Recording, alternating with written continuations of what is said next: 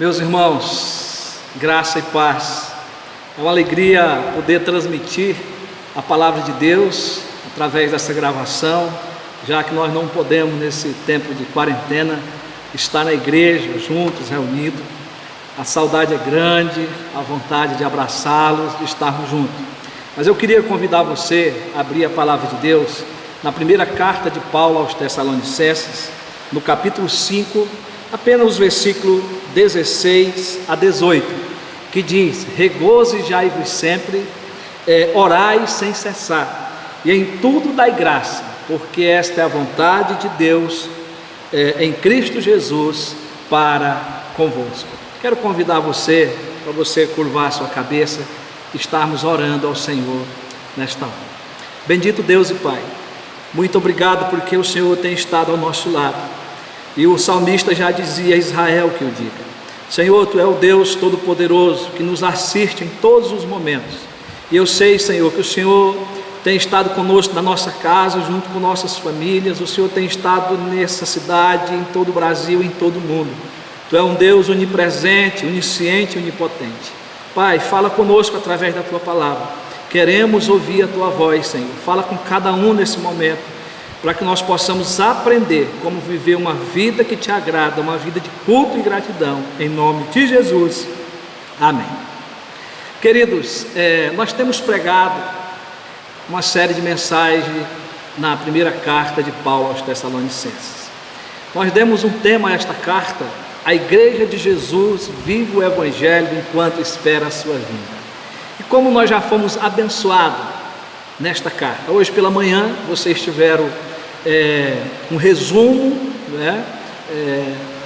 dos pontos principais que já desenvolvemos nesta carta, e dando a sequência, principalmente no 8º ponto, que é o que nós estamos, na 8ª divisão. O tema da carta é: a igreja de Jesus vive o Evangelho enquanto espera a sua vinda.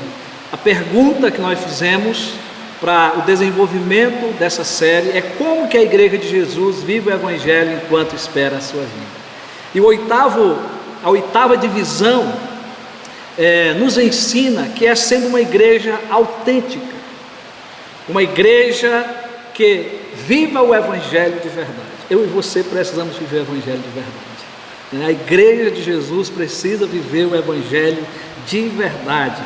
E Paulo, como apóstolo, como pastor da igreja de Cristo, ele nos apresenta as características que tornam uma igreja autêntica, uma igreja verdadeira.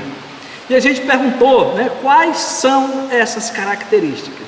A primeira delas nós já vimos, que a primeira característica de uma igreja autêntica é que ela tem comunhão com os seus líderes, respeita, acata, E também a segunda característica de uma igreja autêntica é que ela tem comunhão uns com os outros, uns cuidando dos outros, amando, também respeitando, aconselhando, exortando. Mas hoje nós temos aqui a terceira característica de uma igreja autêntica: é que ela tem comunhão com Deus. É isso que Paulo nos apresenta através dos versículos de 16 até 22. Mas nós queremos nos ater só a esses 3 versículos, de 16 a 18. Por isso que nós lemos só esses 3 versículos. O apóstolo Paulo, ele nos apresenta nesses 7 versículos aqui seguinte, para concluir a sua carta, 7 conselhos que são de grande importância na nossa comunhão com Deus. Como que nós estamos vivendo esse momento de uma grande necessidade, de termos comunhão com o nosso Deus. E Paulo vai começar falando de uma vida de alegria, de uma vida de oração, de uma vida de gratidão. E aí ele vai dizer que nós não podemos apagar o espírito, não podemos desprezar as profecias, nós devemos julgar todas as coisas, retendo o que é bom. E por fim, ele diz que nós devemos fugir de toda forma de mal. Mas, queridos irmãos e irmãs, para mantermos uma comunhão com Deus, todos esses imperativos são importantes. Mas os 3 primeiros mandamentos em destaque nesta noite, eu quero apenas considerar esses 3 imperativos como fundamental para a nossa vida diária de comunhão com Deus. Então, esses 3 primeiros mandamentos nos ordenam, primeiramente, a vivermos uma vida alegremente. Paulo vai dizer: alegrai-vos sempre, versículo 16. Paulo nos ensina a sermos alegres e de forma imperativa. Se alegre é um mandamento, é uma ordem de Deus para nossas vidas. A alegria do cristão é sempre fruto da sua comunhão contínua de amor e serviço a Deus. Se você não tiver uma vida de comunhão com Deus, se você não tiver uma vida de amor a Deus, de serviço prestado a Deus, à sua igreja, não tem como você desenvolver uma vida de alegria. Esta alegria, ela provém de Jesus, que é o nosso Salvador, que enviou o seu Espírito Santo para habitar em nós. A alegria, ela é fruto do Espírito de Deus em nós, Gálatas 5:22. Ela é sempre uma dádiva de Deus, mas eu e você, nós precisamos mantê-la, nos regozijando, nos alegrando, fazendo festa de gratidão ao Senhor. Isto quer dizer que não temos a opção de sermos uma pessoa triste, sabia disso?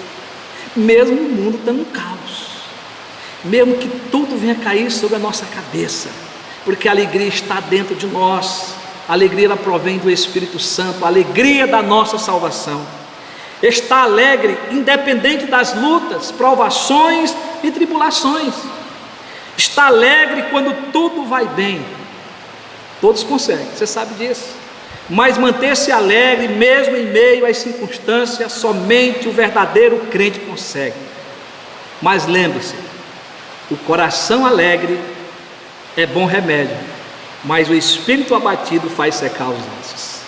Salomão, homem sábio, em Provérbios 17:22, nos diz que o coração alegre é remédio.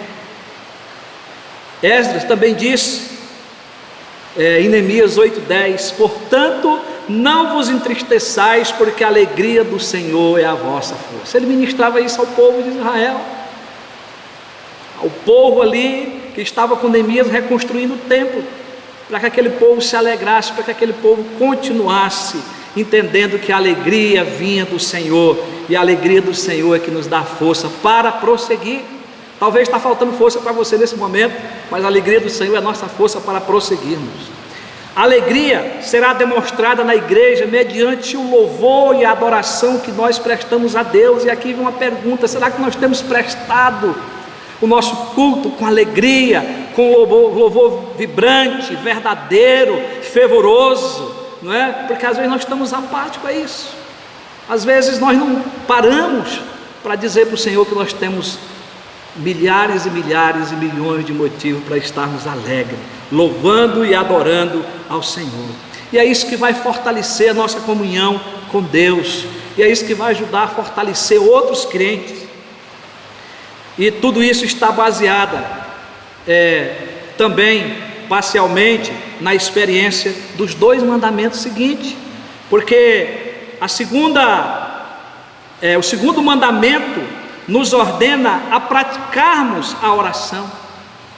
Então, como que eu posso ser uma igreja autêntica, tendo comunhão com Deus, mantendo uma vida de alegria, tendo uma vida de oração? Eu preciso praticar a oração, orai sem cessar, diz o apóstolo Paulo. Orar sem cessar, meus irmãos e minhas irmãs, é orar mesmo quando não queremos orar. O termo traduzido por sem cessar não significa fazer continuamente, todo dia, toda hora, mas sim voltar a fazer constantemente. Em outras palavras, não viva sem orar. Não temos comunhão com Deus sem oração.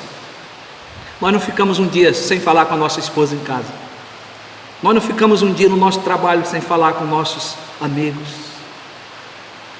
Nós precisamos falar com o nosso Pai Celeste.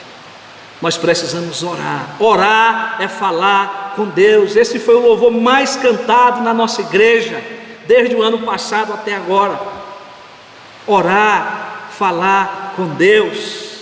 Os crentes devem viver em tal comunhão com Deus, que a oração, quer falada, quer silenciosa, sempre seja fácil e natural para ele. Que possa ser palavras de um amigo para outro amigo, palavra de um filho para o Pai Celeste, e ele estará nos ouvindo. O cristão não está confinado a alguns horários fixos de oração, mas a oração deve ser uma oração dedicada ao Senhor, que ele possa estar em qualquer lugar, em qualquer momento, em qualquer hora, sem precisar fixar um horário, ele poder orar. Não que você não possa ter momentos fixos de oração, mas a oração é algo simples, não é? Você pode orar em todos os lugares. Paulo fala bem naturalmente da sua própria vida de oração, uma oração constante que ele vivia. Você vai ver isso em 1 Tessalonicenses, no capítulo 1, de 2 a 3, você vai ver no capítulo 2, 13, você vai ver na carta de Romanos 1, 9, de como Paulo vivia a sua vida de oração constantemente, orando a Deus. Meu querido irmão e minha querida irmã, nós não podemos deixar que o pecado não confessado, que a falta de perdão, que a vaidade, entre outros, seja um empecilho para uma vida de comunhão com Deus em oração. Sente tristeza? Ore. Sente medo? Ore. Falta fé? Ore. Falta recursos? Ore. Está ansioso? Ore. Está inseguro? Ore. Se você tiver insegurança, como eu estou tendo, como muitos estão tendo, por causa da pandemia do Covid-19, ore, ore, ore. Creia que o nosso Deus é o Deus que cura, é o Deus que livra, é o Deus que provê o sustento, um Deus que está no controle de todas as coisas. Nós podemos orar, sabe? Nós podemos orar como orou Davi, no Salmo 5, de 1 a 3. Olha as palavras de Davi: dá ouvido, Senhor, às minhas palavras, e acode ao meu gemido. Escuta, Rei meu e Deus meu, a minha voz que clama, pois a Ti é que imploro. De manhã, Senhor, ouves a minha voz, de manhã Te apresento a minha oração e fico esperando. Irmãos, eu creio que Deus ouve as nossas orações e responde. Então eu fico esperando a resposta quando eu oro. É assim que o salmista está nos ensinando. Quando eu oro, eu tenho já 3 respostas de Deus: sim, não ou espere. Então vale a pena orar. Ore conforme o apóstolo João nos ensinou na sua primeira carta de João, capítulo 5, 14 e 15. João vai dizer: e esta é a confiança que temos para com Ele, que se pedirmos alguma coisa segundo a sua vontade, Ele nos ouve. Não é segundo a minha vontade, é segundo a vontade dEle. E se sabemos que Ele nos ouve quanto ao que lhe pedimos, estamos certos de que obtemos os pedidos que temos feito. Nós devemos ser agradecidos a Deus em tudo para sermos uma igreja autêntica. É isso que Paulo passa a nos ensinar a partir do versículo 18. Ele diz para ser uma igreja autêntica, para nós termos uma comunhão com Deus, de termos um culto verdadeiro, eu preciso regozijar sempre, estar alegre, mesmo diante de todas as circunstâncias. Segundo, eu devo orar sem cessar. E em terceiro lugar, nós temos que ser agradecidos. Sermos agradecidos em tudo dai graça, porque esta é a vontade de Deus em Cristo Jesus para convosco. Paulo está nos ensinando que a vida de comunhão com Deus é cheia de gratidão. Quando damos graças a Deus em tudo, estamos louvando e adorando a Deus com a convicção de que Ele é poderoso para transformar situações difíceis em bonanças e o mal em bem. Nós somos muitas vezes ingratos para com o Senhor, mas quando a palavra de Deus nos diz que nós devemos ser agradecidos em tudo, isso não quer dizer que nós somos masoquistas. Não temos prazer com o sofrimento, mas damos graças a Deus por todas as coisas, porque todas elas cooperam para o bem daqueles que amam a Deus, segundo Paulo mesmo nos escreve em Romanos 5:28. Essa vida de gratidão, ela foi vivida pelo apóstolo Paulo durante todo o seu ministério. Você pode conferir 1 Tessalonicenses 1:2, capítulo 2, versículo 13, Romanos capítulo 1, versículo 8, 1 Coríntios 1:4, Filipenses 4, de 10 a 13. Será que temos sido gratos a Deus em tudo? Essa é uma pergunta que nós precisamos responder a Deus. Ou nós temos sido ingratos para com Deus? Precisamos entender que Deus está no controle de todas as coisas, de todos os acontecimentos da humanidade, como governante, como soberano. Ele sempre foi assim, está sendo e sempre será, e para todo sempre Deus estará no governo, Deus estará governando soberanamente. Para ser uma igreja autêntica, nós precisamos ter comunhão com Deus, queridos. E esta é a terceira característica de uma igreja verdadeira. A comunhão se dá pela vida de alegria, pela uma vida de oração, pela uma vida de gratidão a Deus. Paulo conclui o seu grupo de exortações aqui nesses 3 versículos, ao declarar que esta é a vontade de Deus em Cristo Jesus para conosco. Quem? Os irmãos leitores desta carta, de 1 Tessalonicenses. Eu e você, hoje, somos a igreja de Jesus. Ele está falando também para você, para mim, para todos nós. O comentário significa que cumprir estes mandamentos é o que Deus requer daqueles que vivem uma vida de comunhão com Cristo. Esse é o resumo, da mensagem do apóstolo Paulo, tá? É como se ele resumisse todo o comentário dele aqui, dizendo que se nós cumprirmos esses 3 mandamentos, nós vamos ter uma vida de comunhão com Cristo, com Deus. Eu quero orar com você, meu irmão e minha irmã. Feche os seus olhos. Deus Todo-Poderoso, em nome de Jesus Cristo, nos ajude a viver uma vida alegremente. Ensine, Senhor, a orarmos como o Senhor ensinou aos teus discípulos na oração dominical, na oração do Pai Nosso. Espírito Santo, nos ensine a orar, porque nós não sabemos como convém, mas nós queremos aprender a orar. Senhor, abençoa a tua igreja. Senhor, abençoa a nossa cidade. Senhor, abençoa a nossa nação. Senhor, dai-nos um coração mesmo em meio ao caos, em meio a essas tempestades, essa calamidade, ó Deus, desse vírus. Dê-nos a condição, Senhor, de mantermos a alegria, de mantermos uma vida de oração, a termos uma vida de gratidão, Senhor, por entender que a tua vontade é boa, agradável e perfeita. A entendermos que o Senhor está cuidando de nós e o Senhor continuará cuidando. Abençoa, Senhor, a tua igreja em casa reunida agora. Abençoa todo o teu povo espalhado por todo canto da terra. Dai-nos a tua paz, Senhor. Dai-nos o teu entendimento.